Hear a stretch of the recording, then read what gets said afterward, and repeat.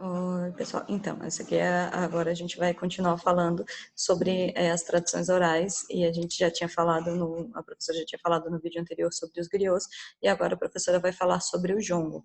E a professora, como tinha falado, a base dessa discussão que a professora dessas explicação que a professora vai dar para vocês foi uma pesquisa feita no site, na documentação que o IFAM, que é o Instituto Patrimônio Histórico e Artístico Nacional, ele tem, e a documentação, no caso, sobre essa manifestação cultural, ok? Então, o que é o jongo?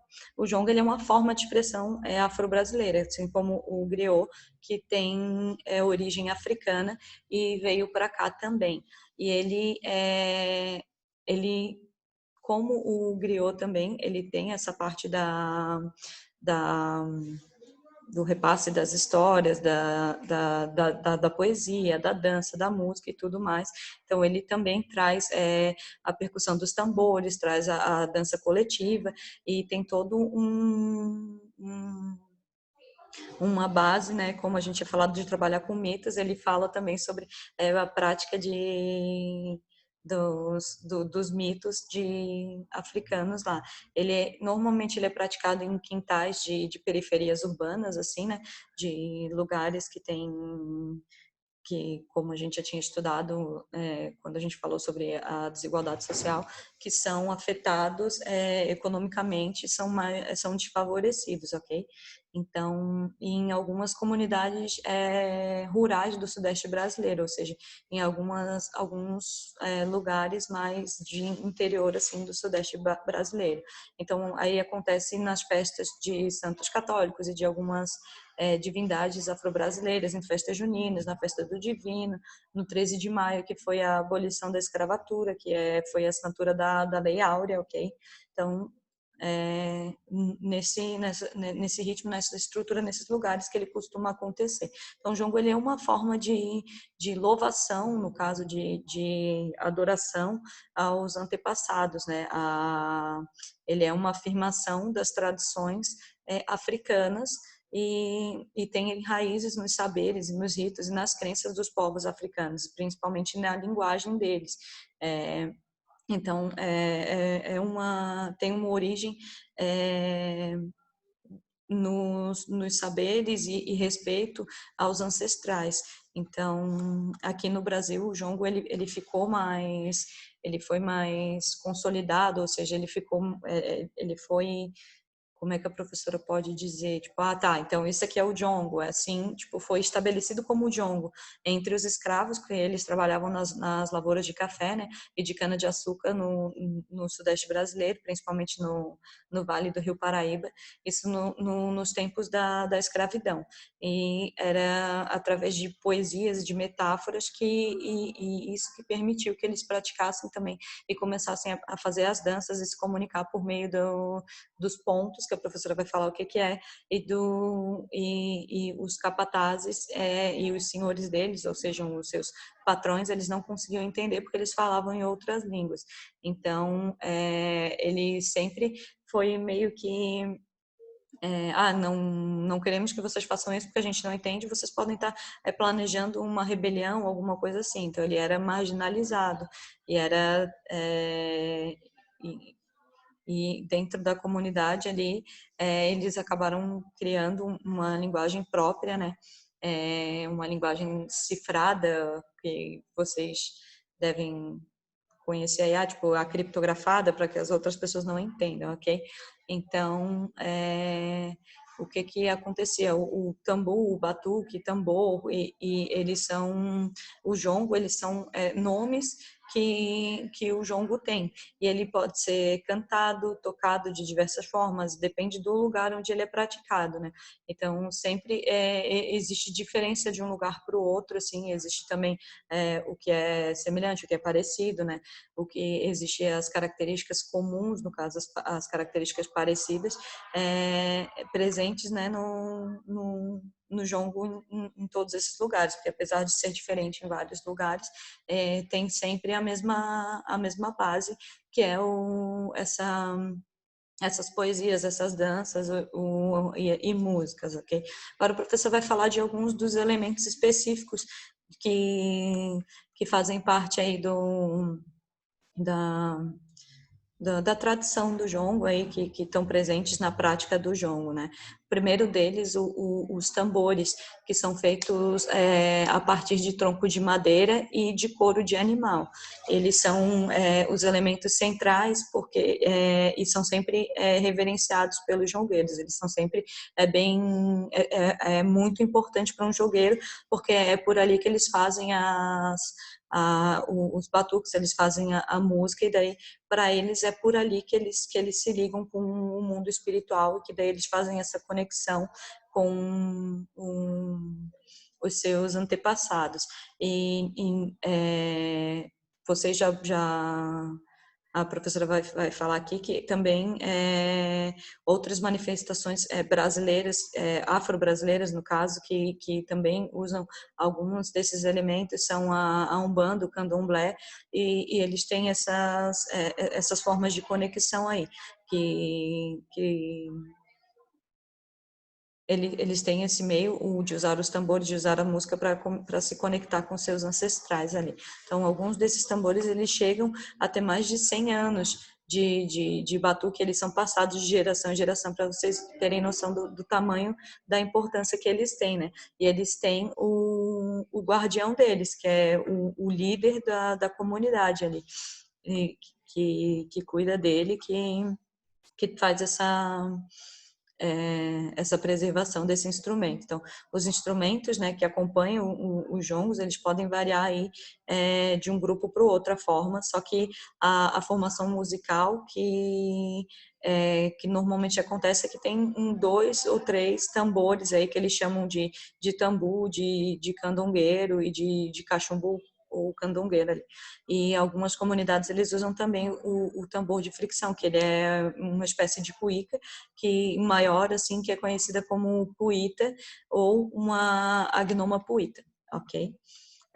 Então, é a forma como eles têm ali de se comunicar, de criar essa conexão com os ancestrais, com os antepassados, a partir dos tambores. Outro elemento muito importante para o jongo é a dança, que ela, né, inicia lá no toque dos tambores e tudo mais, e daí forma-se uma roda de dançarinos que cantam, né, em coro, que respondem ao solo de um deles, ou seja, tem alguém que puxa e os outros vão cantando juntos, vão respondendo juntos. Então, os tambores e os batuqueiros, eles estão sempre na roda, né, ou perto delas, para fazer o ritmo dessa música, dessa cantação. Sozinhos, assim, ou em pares, eles praticam isso costumam praticar isso no centro da roda, e até quem dança pode ser substituído por outro jongueiro, por outra pessoa que vai dançar ali. E muitas vezes dá de ver que, né, no momento da substituição, o elemento coreográfico tem assim essa combinação, essa coreografia para a saída, para a substituição, para sinalizar isso, ok? Então, ali se dança conforme se sabe, né? Eles dançam rodando, outros pulando, outros arrastando o pé, uns dançam devagar, uns bem rápido, e às vezes os passos eles são coreografados, né? E podem ser observados, pode se observar ali, no caso que eles lembram a outras manifestações de origem africana, como o da Umbanda, por exemplo, que pode ser aí que são elementos comuns. Outra coisa que a professora tinha citado, outro elemento, são os pontos, que é um dos elementos mais marcantes do jongo, que ele é a forma poética, ele é a música, no caso, nos versos cantados pelos jongueiros. No jongo, a palavra cantada, ela tem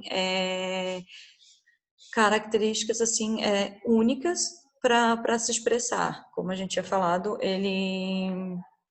eles têm criaram, no caso, os seus dialetos, a sua forma de comunicação, e em alguns jongos, assim, algumas se manteve a tradição de usar determinada característica, assim, para falar, para cantar, a forma de cantar, ok? O ponto do jongo, ele tem uma relação com um provérbio, com crônicas até, e comenta sobre a vida, os mitos. Ele pode falar também do passado, do presente, pode aparecer em diversas formas. Como griot, ele contava histórias mais antigas, mais vivências passadas, assim, o jongo, ele pode estar falando sobre coisas do presente, ok? Isso é uma das características que foram, né, se modificando aí de um para o outro, ok? Então, na roda do jongo, eles abrem a roda, no caso, se, por exemplo, tiver um jongueiro mais velho, eles abrem a roda, convidam ele para participar, né? Existem alguns pontos para pedir licença para os ancestrais, para os vivos e mortos. No caso, pode ter uma família inteira ali participando, e daí um deles é mais velho e tem essa questão do respeito, então eles têm uma forma de pedir licença, né? Então, existem pontos para abrir e fechar a roda, para entrar e sair dela, como a professora tinha falado da relação ali de pedir licença para trocar, né, para ser substituído. Então, o ponto, ele não é propriamente não é propriamente a canção, né, nem forma poética, ele é uma forma de artística, no caso de contar aquelas histórias ali, que ela se apresenta em forma de música, em forma de poesia. Então, apesar de não ser classificado como o ponto, como uma canção ou como uma poesia, ele usa delas para fazer para fazer a passagem aí da história do jongo ali, do que eles estão praticando. Então, é isso. E então a prof vai falar, esses são os elementos, né, que os elementos principais de uma roda de jongo. E agora a professora vai falar, como eu tinha falado no griot, sobre a preservação e tal, sobre o registro e salvaguarda dos jongos, das comunidades jongueiras por parte do IFAM, tá? Então, ao longo do século XX, as comunidades elas estiveram envolvidas em complexos dinâmicos e processos socioculturais que condicionaram as diferentes e especificidades. Então, como a gente falou, tem lugares que ele funciona de um jeito, lugares que ele funciona de outro. Em muitas das comunidades com descendentes de escravos, né, de escravizados do Sudeste brasileiro, o jongo ele desapareceu. E tanto pela dispersão dos praticantes, assim, em consequência da migração e o processo de urbanização e tal, quanto pelo preconceito com as suas práticas e formas de expressão, como a professora já tinha falado ali, que alguns elementos remetem às religiões e crenças de Umbanda e Candomblé e tudo mais. E também por causa da vergonha motivada pelo preconceito por seus participantes serem, em grande maioria, afro-brasileiros. Então, por isso, houve essa diminuição aí, aconteceu da prática e acabando assim. Então, em outras comunidades, o jongo, ele teve uma integração, ele teve uma construção de identidade e de afirmação de valores, de estratégias para manter essa memória, criatividade, assim, e a tradição, essa cultura deles.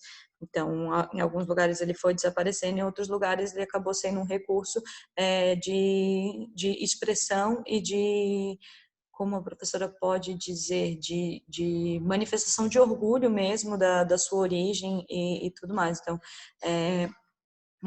por causa disso, né, diante dessas desigualdades econômicas, né, e de exclusão social, então, essa forma de praticar, ela teve, né, como teve muita gente que desistiu, teve muita gente que tinha orgulho e que queria preservar isso, e aí foi atrás e conseguiram fazer com que o jongo fosse reconhecido enquanto saber e expressão, que é uma das classificações que o IFAM tem lá, que a gente já tinha falado em sala de aula no projeto, em relação as classificações de preservação, que tem de lugar, tem de objetos, tem de saberes, tem de várias coisas, e o jongo ele está na categoria de formas de expressão e de saberes, ok? Então, gente, eu acredito que era isso que a professora tinha para falar sobre, né, sobre o jongo, né, que ele foi reconhecido como, foi batalhado, no caso, para ele virar um patrimônio cultural brasileiro, e foi registrado isso, e é preservado hoje em dia enquanto